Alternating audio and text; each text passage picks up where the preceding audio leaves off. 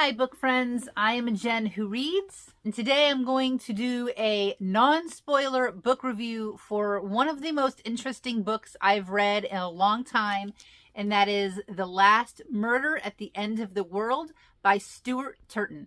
I will be talking about overall vibes, characters, plot, setting, and again, there will be no spoilers in this video. If I could describe this book, I would say to somebody, it is a perfect mix of Moana, because it is set on a tropical island, The Giver, and I will talk about why it reminds me of Giver vibes in a little bit, and the TV show Lost. If you are familiar with the TV show Lost, when you first start watching it, you think it's just about a plane crash on an island. But then you find out that there is so much more on this island, and there's even a mysterious black smoke monster. And in this book, there is a mysterious black fog. I'm going to set the book over here on my shelf so that it can be visible during the video. There we go. Let's hope that doesn't fall. I did give this book a 4 out of 5 stars, and I will tell you shortly what did knock it down 1 star rating. So here is a very brief summary of The Last Murder at the End of the World.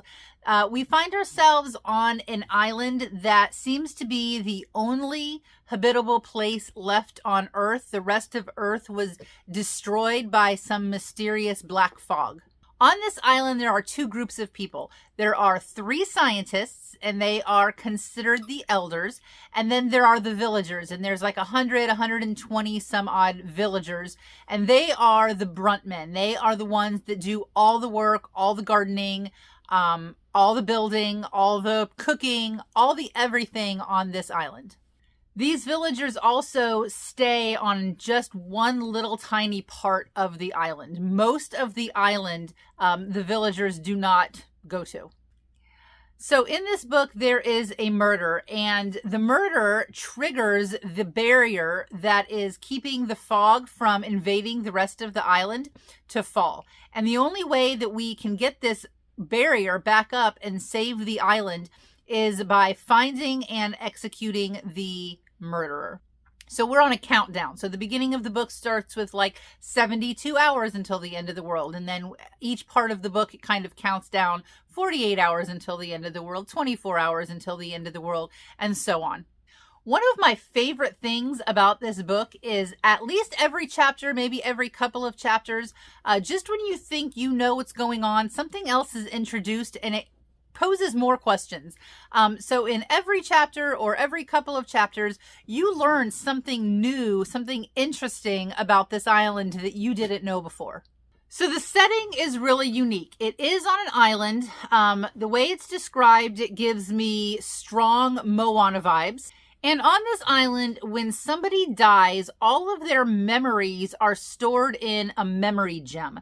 And that is sort of what gives me the impression or the vibes of The Giver. If you're familiar with The Giver, there was one man who stored everybody's memories. He was the only one that knew what was going on. In this book, the memories are stored in a gem, and then you can hold that gem to your head, and basically you can relive the memories of your loved ones, and that is how their memory stays alive on this island. So at the beginning of this book, we learn that there are 2 groups of people. There are the scientists, or the elders. There's 3 of those, and then there is everybody else, and they are the villagers. As you read on, you find out more and more differences between the villagers and the scientists. Stuart Turston does a great job at character development throughout the book. There are a lot of characters who you go through a series of emotions. You love them, you hate them, you love them, you hate them, up and down, up and down. He does a great job at not only character development, but character motives and backstories. A lot of the things that these characters do are explained very well. At first, you may think, I have no idea what motivated this character to do X, Y, and Z. I have no idea. And so you're angry at this character for their actions, but then you start to learn more about their past and more about things that they've seen and heard, and then they start to make sense a little bit more. I think that a sign of a really great author is when you can sympathize with a character even when they're doing something that you disagree with, even when they're doing something that you would not do in a million years. A lot of the times when we read about characters that are doing things that are so outside of our personal character, we have a hard time connecting to that character, and we have a hard time understanding why that character may have made the choices that they made. But in this book, the way that we learn about some of the things that the characters have gone through, it really makes you understand and empathize and sympathize with some of the stuff that they're going through and with some of the decisions that they're making. Some final thoughts on The Last Murder at the End of the World and why I did drop it down 1-star rating. The narrator is this AI security system type of character, and her name is Abby. Sometimes I forgot Abby was there, and they would start narrating and talking about how they were talking to certain characters, and then I couldn't remember who it was that we were talking about, or who we were talking to, or who was talking to me. And then I remembered, oh, it's this AI that is very forgettable because we don't physically see them.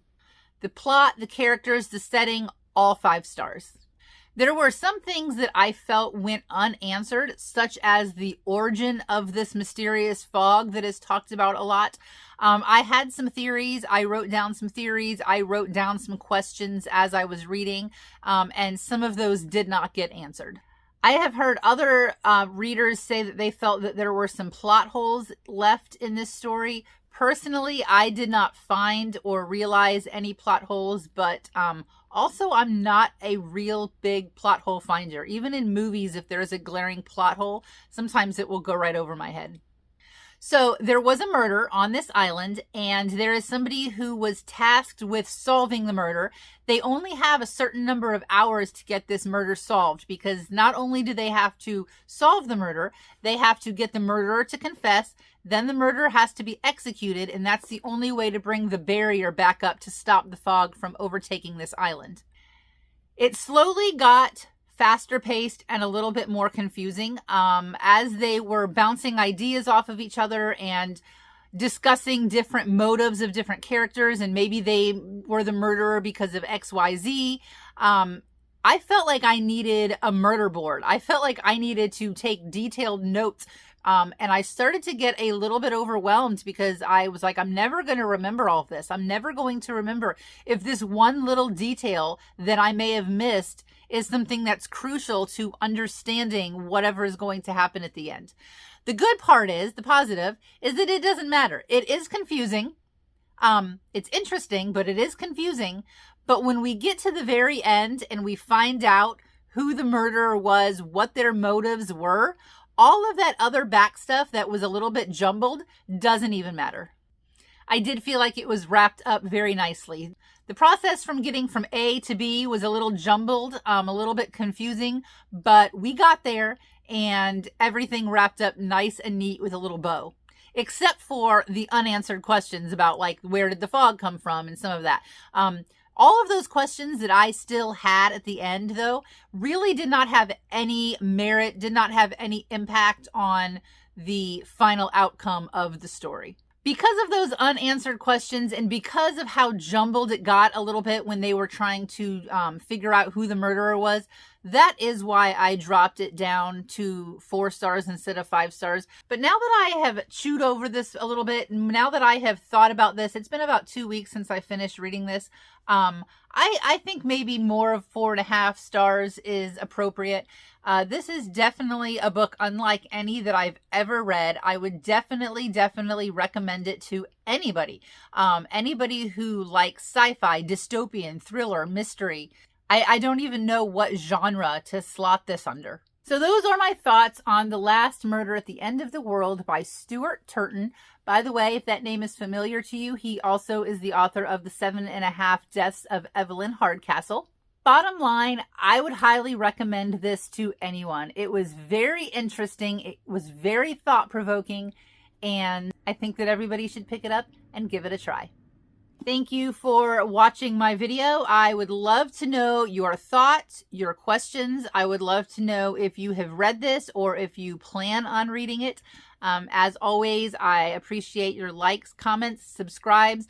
All of my other social media information can be found in the description below. And until next time, happy reading.